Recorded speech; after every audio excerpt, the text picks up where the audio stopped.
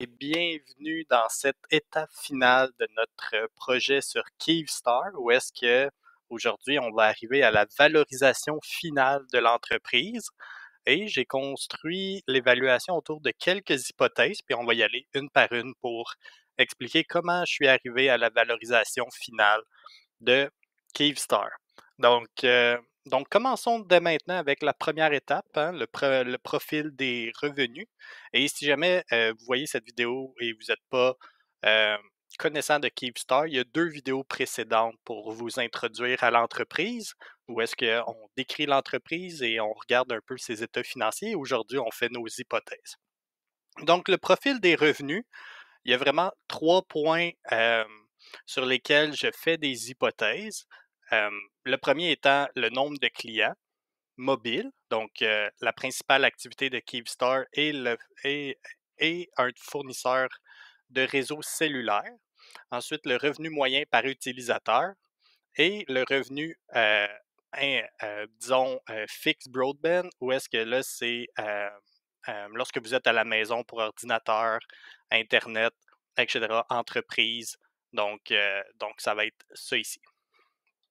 Donc, au niveau du nombre de clients mobiles, j'ai une principale hypothèse. Et donc, l'hypothèse numéro A, la fin du conflit apporte une migration positive des expatriés ukrainiens. Donc, comme vous pouvez l'imaginer, lorsque le conflit a commencé, il y a eu une certaine migration de l'Ukraine vers euh, d'autres pays, notamment l'Europe, la Pologne, qui sont des pays limitrophes, mais également, je pense qu'ici au Canada, on a reçu certains réfugiés ukrainiens. Et donc, pour Kyivstar, il y a eu une diminution du nombre de clients, hein, qui ont quitté le territoire ukrainien. Par contre, euh, dans ce scénario-ci, où est-ce que l'Ukraine demeure indépendante, demeure souveraine, euh, j'émets l'hypothèse que une partie des clients vont revenir sur le territoire ukrainien et je me base cette hypothèse-là sur un peu ce qu'on a vu dernièrement au cours de la dernière année en Syrie, où est-ce que le régime de Bachar al-Assad a tombé et par la suite, il y a eu un retour de plusieurs Syriens qui étaient réfugiés à travers le monde. Et donc, je me dis que euh, pour des Ukrainiens, je pense que une chose que ces populations-là aimeraient, ces populations réfugiées aimeraient, ça serait de revenir dans leur euh, pays. Donc, euh, donc c'est pour ça qu'il va y avoir une certaine augmentation du niveau de clients qui vont revenir chez Kyivstar. Mais par contre, ça ne sera pas nécessairement une grande proportion. Et le 23 millions, c'est sensiblement ce qui était avant le début du conflit. Donc, euh, vous pouvez voir ici la moyenne 3 ans. Donc, c'est autour de 23 millions.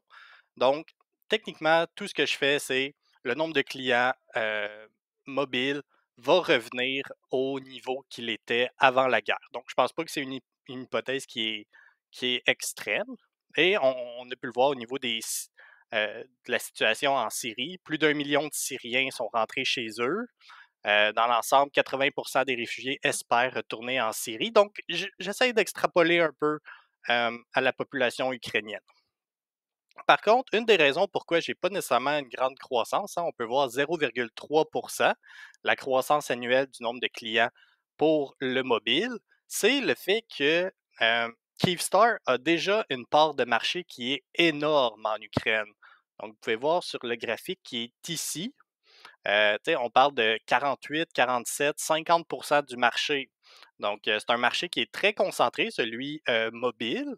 Donc, et Kyivstar a déjà 50%. Donc, elle ne peut pas grandir sa part de marché vraiment. Donc, je pense que le nombre de clients mobiles va surtout être si le conflit venait à se terminer par rapport aux Ukrainiens qui vont rentrer à la maison. Et vous pouvez le voir ici, c'est un peu ce qu'on avait en l'année fiscale 2023, où est-ce qu'on était juste un petit peu en bas de 24 millions. 2020, année fiscale 2024, on était à 23 millions. Et dans le premier semestre de cette année, on était à 22 millions 393 000. Donc, ma première hypothèse serait à ce niveau où est-ce qu'on a une migration positive des expatriés ukrainiens qui retournent en Ukraine. Donc ça, c'est l'hypothèse numéro 1.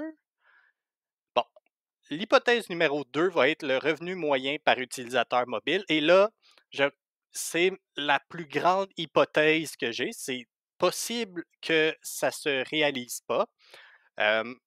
Et donc, c'est peut-être où est-ce qu'il va y avoir le plus d'incertitude, mais il faut que je crée un scénario.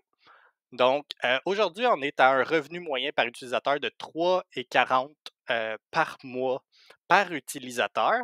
Et si l'Ukraine demeure souveraine, euh, j'émets l'hypothèse que ce revenu moyen par utilisateur-là pourrait atteindre 10,70 sur une échelle de 10 ans.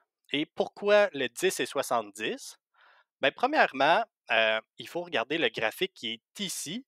Et c'est Kyivstar qui nous donnait ça dans sa présentation aux investisseurs, c'est la moyenne excluant l'Ukraine des pays de l'Europe de l'Est et centrale. Donc, l'hypothèse que j'émets, c'est que le revenu moyen par utilisateur va grandir jusqu'à la moyenne des pays qui l'entourent. Donc, je ne pense pas que c'est trop extrême, mais par contre, c'est sûr que prévoir que le revenu moyen par utilisateur va grandir de 3 fois, ça peut être. Il y a beaucoup d'incertitudes par rapport à ça. Par contre, il y a quand même quelque chose qui est vraiment, vraiment intéressant, puis que je pense qu'on peut s'appuyer pour étoffer une hypothèse comme ça. C'est qu'au cours des dernières années, Kyivstar a vraiment établi une stratégie que l'entreprise appelle multiplay, c'est-à-dire qu'il utilise non pas juste les services mobiles, mais également un autre produit et service de l'entreprise. Donc, Kyivstar, on a vu dans sa catégorie mobile, ça englobe plus seulement la fourniture de réseaux cellulaires, mais il y a également d'autres services qui sont inclus dans le mobile. Donc, on parle de LC. LC, c'est un fournisseur de santé électronique business to business et business to consumer. On a Advisor, donc qui est une plateforme marketing qui permet aux clients d'analyser leur public cible.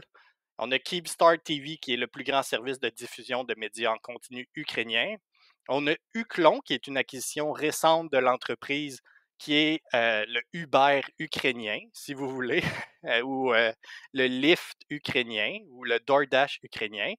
Et l'entreprise a également d'autres projets d'ici entre 2023 et 2027 d'investir jusqu'à 1 milliard de dollars américains entre 2023 et 2027. Donc, probablement pour continuer à développer son offre. Je pense que dans une de ces conférences que j'ai écoutées, on parlait de cloud, peut-être services financiers pour, pour grandir. Et donc, je pense que ce qu'il faut retenir, c'est que de la façon qu'il faut voir Kyivstar dans le futur, ce n'est plus seulement euh, une compagnie qui procure du réseau cellulaire, mais ils veulent vraiment devenir le point central de la vie du consommateur ukrainien à travers tout ce qu'une personne peut faire dans sa journée. Hein, que ce soit, par exemple, avoir de un, le réseau cellulaire, mais également ça peut être se déplacer avec Uklon, commander des choses avec Uklon, regarder la télé,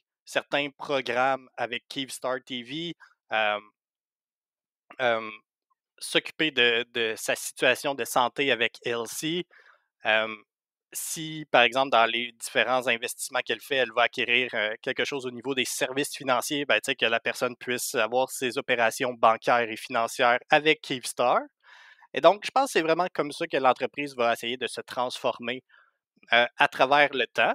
Et vous pouvez le voir dans les deux graphiques qui sont ici, le nombre de clients multiplié à travers le temps.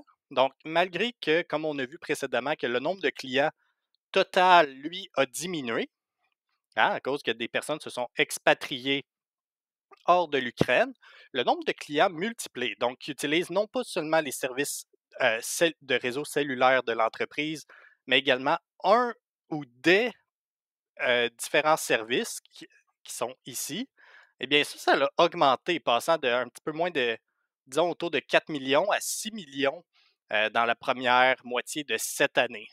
Et on voit également que le pourcentage en termes de tous nos clients, en l'année fiscale 2023, on était à 17% de tous nos clients qui étaient multipliés, donc qui avaient notre réseau cellulaire et un ou des de nos produits et services. Maintenant, on est plus autour de 30%, et je pense que cette tendance-là va continuer. Et lorsque un client devient un client, entre guillemets, multiplié, le revenu moyen par utilisateur est plus grand. Et c'est de cette façon qu'on pourrait expliquer la transition potentielle du revenu moyen par utilisateur de 3,40 $ par mois par utilisateur à 10,70 sur une échelle de 10 ans dans l'éventualité où l'Ukraine demeure souveraine. Donc, je pense que c'est une hypothèse qui est plausible, notamment à cause de la stratégie de Kyivstar de devenir vraiment la pierre angulaire de la vie du consommateur ukrainien dans un avenir après-guerre.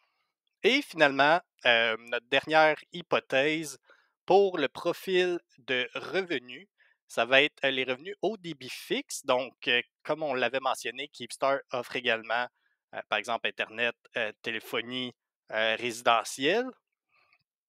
Et ça va être beaucoup, la croissance va être beaucoup moindre et on va se rendre à notre hypothèse C. Il y a quelque chose de vraiment particulier dans le marché du haut débit fixe ukrainien, c'est le fait que il y a au-dessus de 2000 opérateurs, OK? 2000, 3000 opérateurs selon euh, le régulateur national.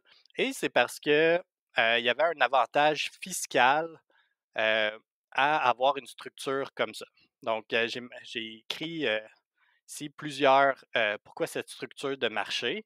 Donc, premièrement, il faut expliquer l'origine, hein. Donc, contrairement à beaucoup de pays européens, l'Ukraine n'a pas imposé de licence coûteuse, hein, d'opération et d'obligation d'investissement minimale. Donc, ça, c'est vraiment comment tout ça a commencé. Ensuite, au niveau de la fiscalité, les petits opérateurs utilisent un statut particulier, donc celui d'un entrepreneur individuel qui offre une imposition faible. Donc, ça crée un incitatif pour des individus qui veulent réduire leur fardeau d'imposition. Déjà que, comme on vient de voir précédemment, qu'il n'y a pas l'obligation d'avoir des licences coûteuses ou des obligations d'investissement minimales. Et donc, quand vous mettez ces deux facteurs-là ensemble, ça crée, vous pouvez vous l'imaginer, des milliers d'acteurs sur un même marché qui tirent les prix vers le bas et manque de standardisation dans la qualité réseau, faible marge, manque d'investissement. Donc, parce que on peut créer une entreprise qui offre l'Internet juste pour des questions fiscales. Donc, on peut l'offrir, disons, vous pourriez vous créer une entreprise juste pour votre bloc appartement. Donc, c'est des exemples qui existent. Par contre, le positif, c'est qu'en 2024, le gouvernement ukrainien a décidé de restreindre l'usage de ce statut principal-là pour les fournisseurs d'accès Internet, parce que notamment c'était un moyen de lutter contre l'évasion fiscale et une volonté de consolider le marché. Pour Kyivstar, c'est des développements qui sont assez positifs. Donc Kyivstar étant déjà le plus gros joueur dans ce marché-là avec une part de marché de 14%. Et donc, ils vont pouvoir acquérir, acquérir et consolider leur place. Donc, j'ai juste fait une part de marché hypothétique. Je me dis, OK, il va y avoir, on passe de 2000, il va peut-être à la fin en rester, je sais pas, une dizaine. Puis je pense que déjà à 14%, s'ils peuvent consolider à 25, ils ont déjà les moyens, ils viennent d'entrer en bourse, ils ont levé de l'argent. Donc, voilà, je me dis 25% de part de marché d'ici 10 ans. Revenu en T0, je fais juste une règle de 3. Donc, à 14%, on avait ces revenus-là. Donc, voici le marché. Puis je me dis, boum. Donc voilà, genre T10, ça fait des revenus de 100 millions par année. C'est vraiment pas ça qui va impacter l'évaluation totale, hein, parce que vous pouvez voir que la principale vecteur de croissance de l'entreprise va vraiment être le revenu moyen par utilisateur via via le mobile, notamment parce que, comme on a mentionné, le nombre de clients multiplié euh, et le retour à la moyenne vers ce qui se charge dans Europe de l'Est et centrale. Ça va vraiment être ça le cœur de notre évaluation. Les revenus au débit fixe, ça va juste être un surplus. Donc, vous pouvez voir que les revenus passent de 53 millions à 100 millions sur 10 ans. Donc voilà, on va s'arrêter là pour aujourd'hui. Donc, on vient de faire le profil des revenus et dans le prochain vidéo, on va regarder le profil de marge. Sur ce, merci d'avoir été là. On se retrouve dans la prochaine vidéo. Bye bye!